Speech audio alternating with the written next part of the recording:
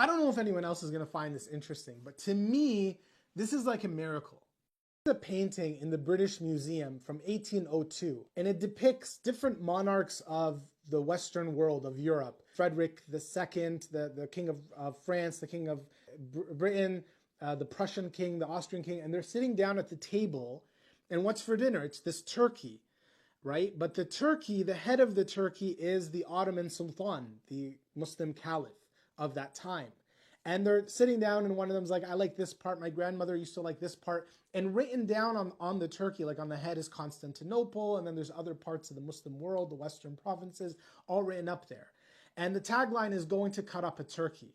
Now, why is this super interesting? The Prophet Muhammad, peace be upon him, he had a foretelling of what would happen in the future. He said, there will come a day when your enemies are going to call one another against you as though they're calling each other to share a meal, to eat from the same table, to eat from the same meal.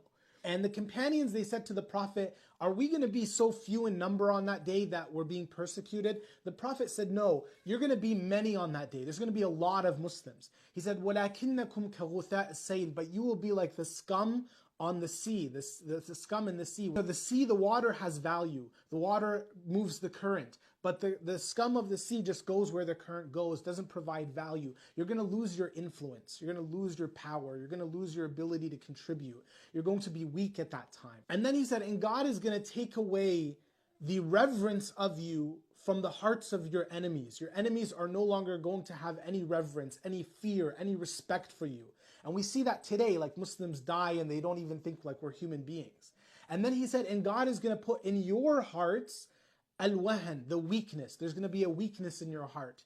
They said to the Prophet, what is the weakness? He said, it is love for this world, this life, and fear of death, which means we're going to become cowards. And what's really interesting is that what the Prophet described actually happened.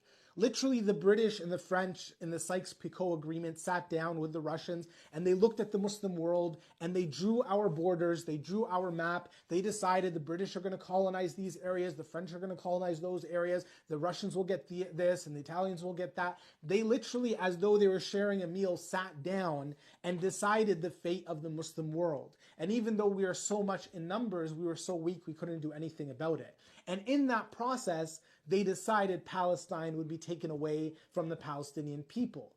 And what's interesting to me is the Prophet described it as though they're eating a meal.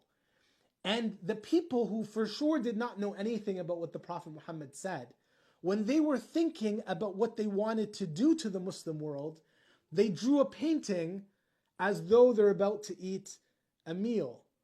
And I just thought that's like a miracle. Like the Prophet described what was going to happen, so much so that the enemies that the Prophet is describing are thinking about it the exact same way the Prophet talked about it. And it just shows us the power of this religion and the truthfulness of our Prophet, peace be upon him.